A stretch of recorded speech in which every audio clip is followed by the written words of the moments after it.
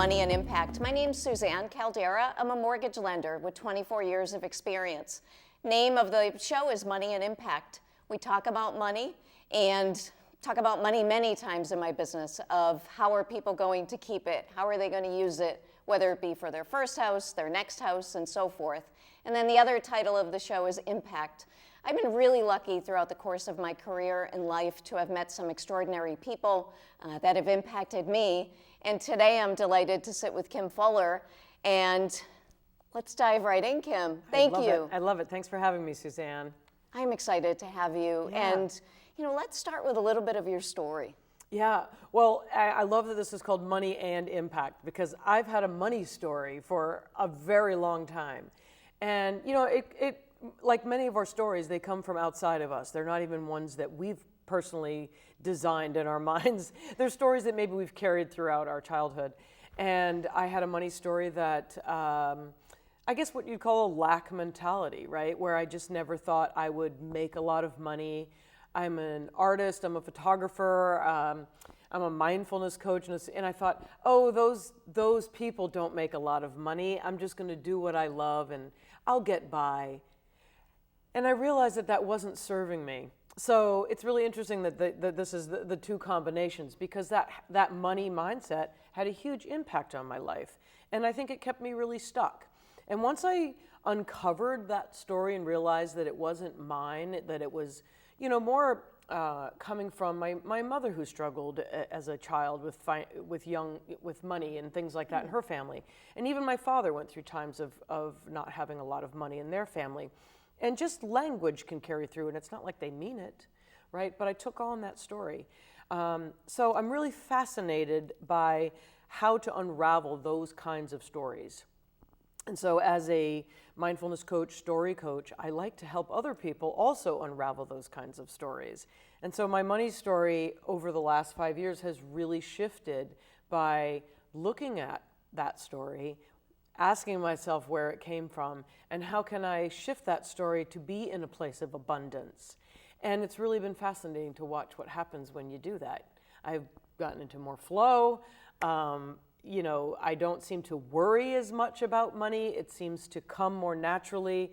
And not that I'm just sitting back going, oh, show me the flow, but I'm in a mindset of abundance, which makes me think about what is my next step to maybe getting more job or a client that I can help or whatever that might be to bring that money in. So it's kind of fascinating. So I'm loving being on this show to talk about that. That is so cool. Yeah. And I'm curious, what were some of the steps that you took to unravel that? And it's really interesting that you're saying it was 5 years ago. Yeah. I'm thinking that your money story is from 20 or 30 years ago. Well, the money story was probably with me my whole life, but it was about 5 years ago that I really started looking at it more carefully. And it was during the pandemic when I think we were all faced with how are we going to survive, right? And so it came up.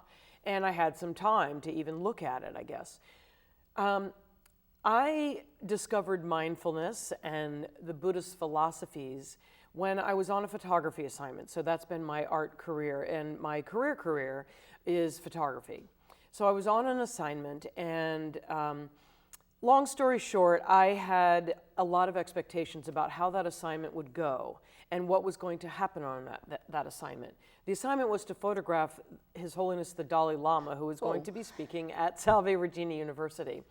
And I had high expectations of how much access I would have to him, the kinds of photos I would take, all the things. And basically none of it really went the way I thought it was going to go. But what ended up happening was I was told to sit in one seat for the entire event under this massive tent of people, and that's it. So I started getting very frustrated. My ego was bruised a little bit because I'd been photographing for Salve for years, and I thought, I'm the top photographer. So anyway, he eventually made his way down the aisle, and because I was in that seat, I was able to shake his hand. Cool. I don't know what would have happened if I'd been moving around and been more active, but because I was still, I was sitting right there, I was able to shake his hand, and I had a really beautiful moment with him. But it opened up something in me, realizing that I had made up a whole story in my mind about how things were supposed to be. And it made me start to wonder, what else have I been missing because I'm not present?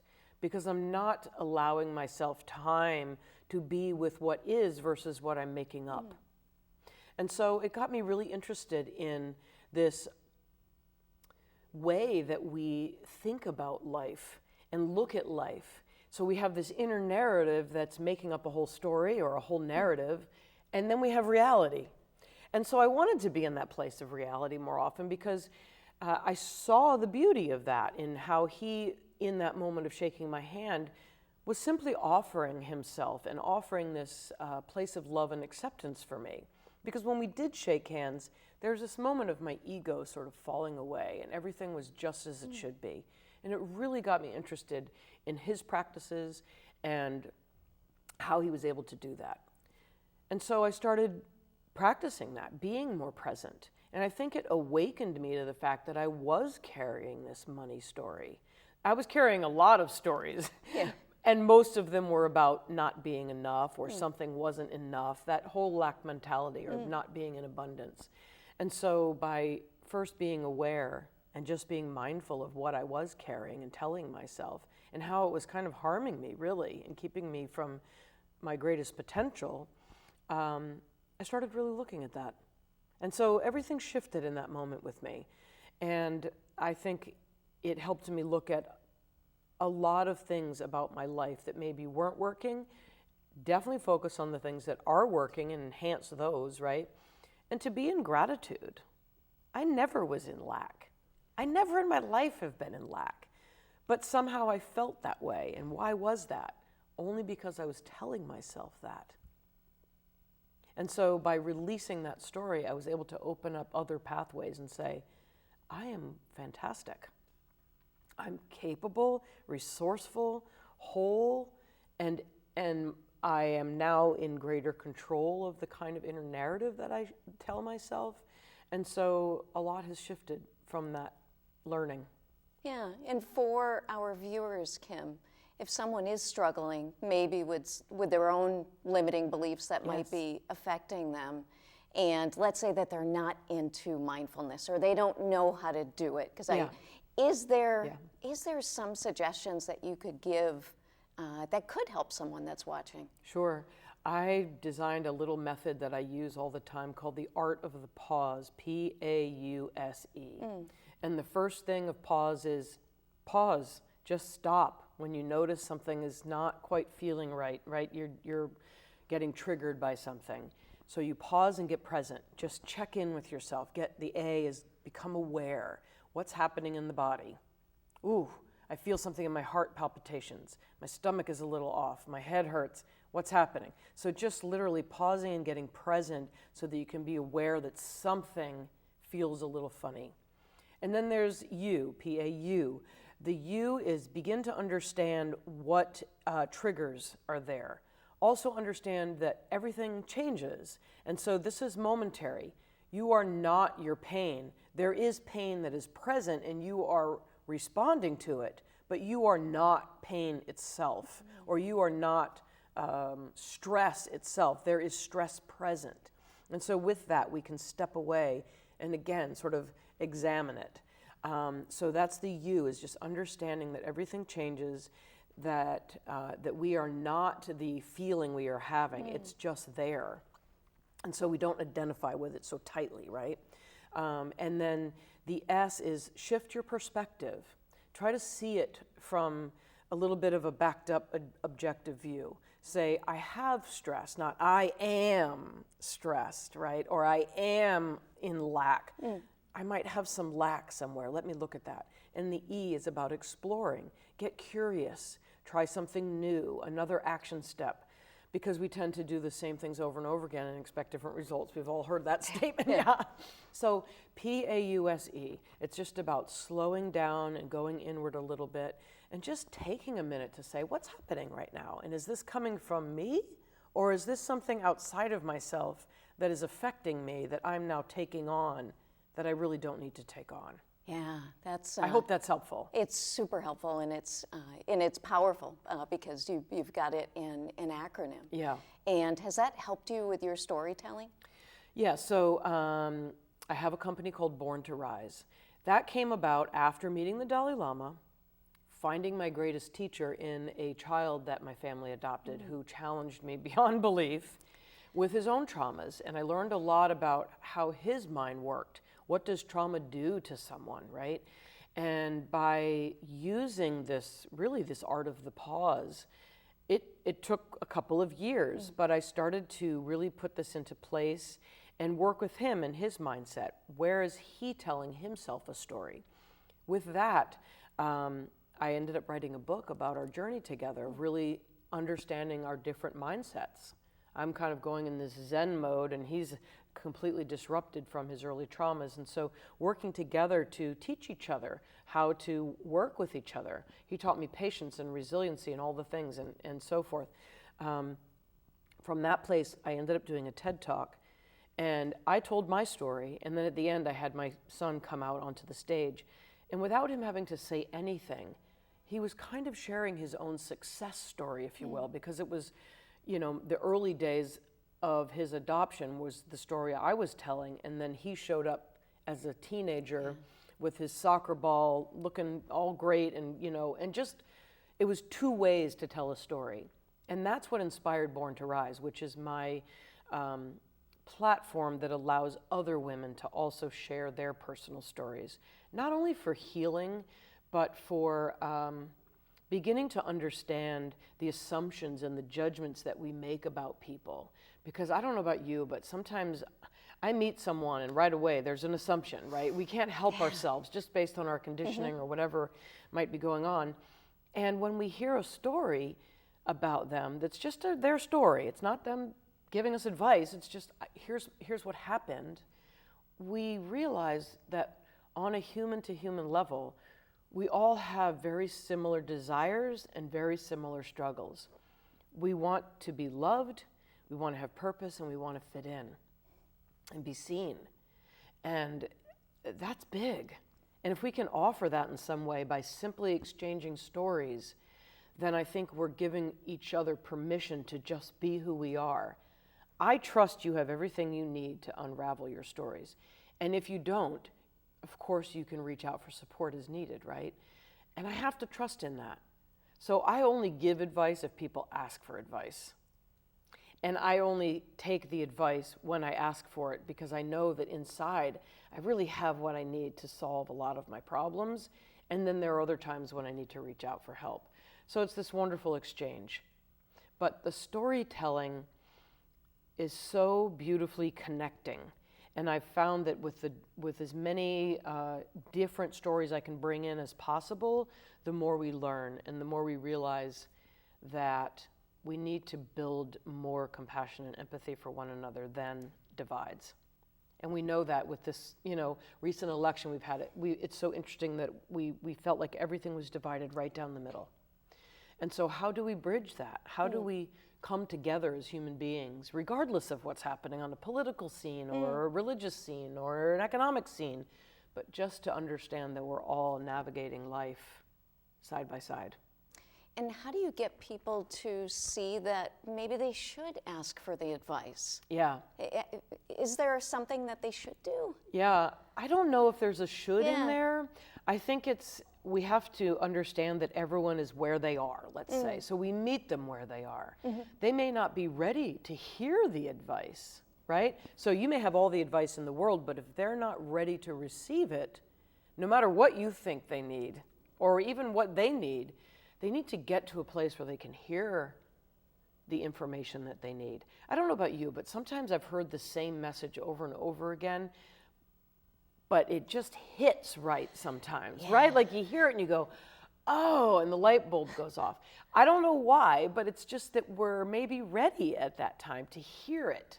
And so I think hearing the stories gives you space to kind of take it in, because stories often fire our mirror neurons and we can relate in some way. And then we say, how can I relate to that story? Or what is it that I am relating to in that story? It may not be the same circumstances, but we can say, I get that.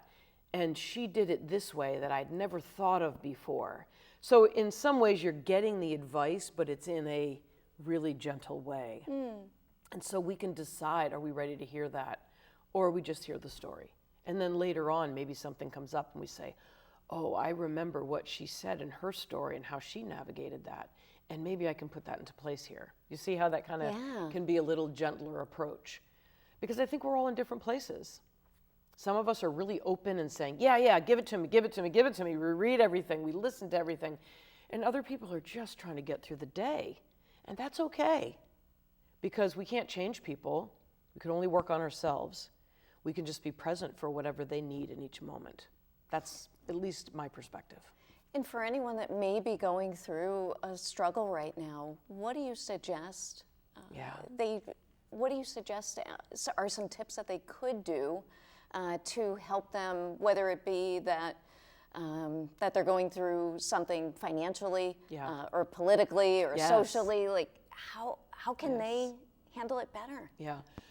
I think the first thing is to just slow down and become aware of what you need, right? The beginning parts of pause method. Just for me, in those moments of my money lacking abundance mindset, I recognized that I needed support.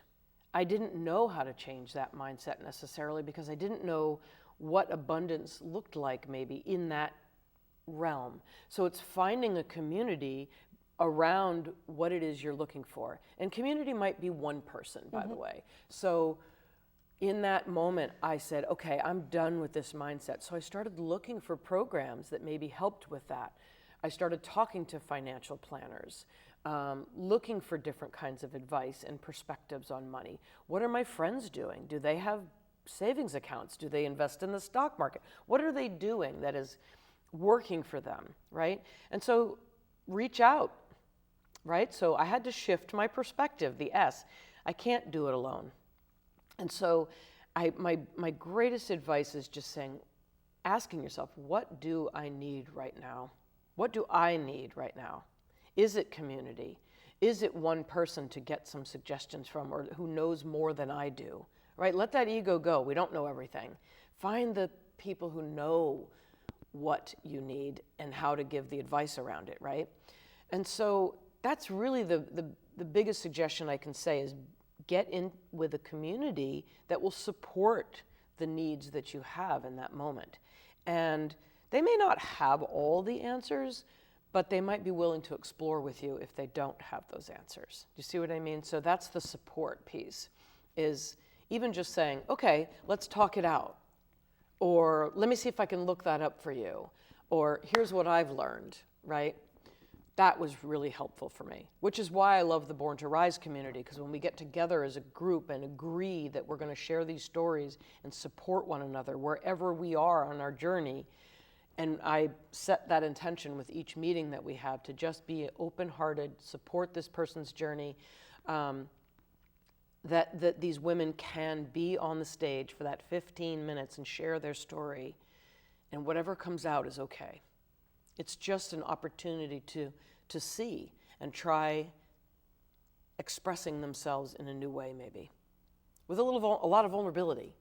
Yes, but that's our intention, is to create that space for them to do that. So I always say, just find your community. Community is so big. What has been a story that's impacted you? Wow, so many. I think in particular, what I'll just say as an overarching theme is the resiliency. I've heard a lot of women share stories where they reflect on a relationship that they've had, particularly with their mother or their grandmother, and this sort of generational women's stories, and how we continue to learn from each other in each generation. So as women share about even those early years in their teenage years, perhaps, where they struggle with that relationship with their mother, there's still this place where they find the strength in their mother. They see it as adults now, what it takes to be a parent, especially if they are now a parent or an aunt or whatever. And they see what it means to raise a person, and whether they've done it, their mothers did it alone or with their fathers. It's this journey that we take as we continue on in the generations, and that resiliency, and that strength that comes with whatever we're faced with in each generation. So I think just overarching, those stories about our mothers have been really strong ones for me. Kim, so you talk about the women and going back to generational, how their grandmothers were, how their mothers were. How does that fit into impact? Yeah. I think I'll say what the feminine is, right? Not even women, but the feminine energy is compassion, empathy, kindness, gathering, community. Those are feminine energies, and men certainly have them, and women have some masculine energies, of course. But those feminine energies, I think, we really need right now in our century, in our moving forward. No matter who you vote for, what religion you are, what the color of your skin is, I think there's room for that. And we need it so much in our society where there is a lot of division, let's say, or fears that one person is going to one-up somebody else because of something. That we can start to use those pieces to listen more deeply to one another, to start to understand that human level. We didn't choose the bodies we're born into. We didn't choose the race we are. We didn't choose what country we were born in. But here we are. And so how do we support each person on the journey that they are on to find love, to find community, to find purpose and joy and happiness, the basic human things that we all desire? How can we support one another, at least on that level? And I believe it's through storytelling, connecting in community, and by deep listening, right? Just really learning to listen with compassion and empathy and kindness. Can we at least be kind? I just want to tell a short story if I have time. Absolutely. When my son was younger and he was having a lot of upsets, he didn't know how to handle his emotions at the time. We got him a new bike. He had done something great. We wanted to reward him and just say, hey, good job, buddy. We want to give you this. And I think it was near his birthday. Well, he was having an upset, and he decided he was going to get rid of that bike just to upset us. Oof. So he runs down the driveway and wheels the bike out into the busy road that we live on. A car came to a screeching halt in that moment. Of course, I'm sure, fearing that there was a child on the bike, that there was something in the road, there could have been all the things. Coming from that car in that moment, I'm standing at the top of the driveway, my son's still at the end of the driveway, hearing this car come to a screech, and he's only about 8 years old. This man gets out of the car and comes running up. He's a big guy, his face is red, and he's screaming at my son. What are you doing? The whole thing, right? And I'm all of a sudden going, oh my God, this man is going to grab my son. My son comes bolting up the driveway, clings to my leg, and in that moment, with my practice, I will say, this really came into play, and I was so grateful. I acknowledged what the man was feeling. I said, oh my gosh, you must be so scared. I can't imagine what you're feeling right now. You must have thought you were going to hit a child. And his anger was just kind of still a little present, like, you need to do this, this, and this, that, blah, blah, blah, blah, blah. I said, I understand. I get it. I'm so sorry. And he just slowly, I could see him calming down because I didn't let his anger become my anger. It really shifted everything. So it's just an example of how in certain moments we can choose kindness over taking on the anger that might be present in the room. Can we just be present for who we want to be, how we want to be, and share that? It distilled the situation. The man finally calmed down. He stopped coming towards us. He went back to the car, and I could see the woman who was driving, who was in the car with him, just say, I'm sorry, and I said, it's okay, I get it. And I thought to myself, at least he's going back to someone who is compassionate as well, and maybe they can talk it out. It was a lesson for all of us in that moment. Yeah. My son learned his impact, right? Talk about impact. Yeah. He learned his impact. I think the man recognized what impact he was having, and then I certainly was seeing my impact. And it was just a beautiful moment of learning for all of us. I think that's powerful, especially, we're coming off of an election. The country has seemed divided on, whatever side that people are on, but, there's been that just throwing names at each other, and instead of just coming from a place of, tell me what you think about so-and-so. Yeah. And how did you come to that decision? And just listen. Yes. What are some suggestions for those that may be, getting ready to go see their family for the Christmas or Hanukkah holidays, and maybe they're on alternate sides? Of the political spectrum. Yeah, why not? I think the thing that I've realized is, our friends and our family, they're not the candidate. They're voting because of something that they're experiencing, whether it's a fear, a concern for their job, a desire for things to be different. I don't know. Whatever choice they made, that's, I think, what we can talk about and approach it that way. Say, what are some of your fears moving forward? What things are you hoping for with this new presidency? What kind of things are you hoping, happen? Versus, why did you do this? Why did you do that? Because that comes from an angry place or a hurt place or our own fears. Mm-hmm. Instead, maybe trying to approach it from an open-hearted place so that we can just understand one another. It'll be less annoying for you, and it will be hopefully a more compassionate interaction. And we won't get more of a divide. We'll connect a little more deeply, hopefully. It's going to be hard. It's going to be hard. Give yourself grace. And if you can't approach the conversation, by all means, don't do it. But if you can, then good for you. But when you see it taking a turn or people getting defensive, just like the Dalai Lama did for me, just simply hold space for that person.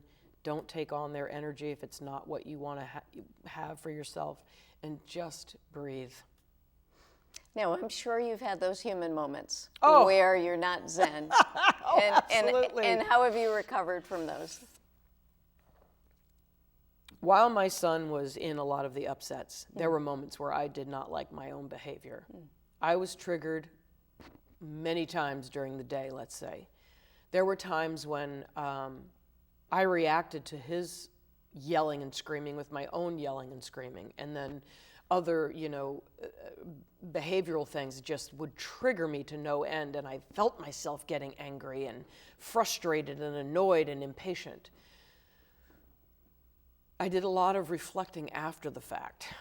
We're going to have things. We are human. We're going to have these things.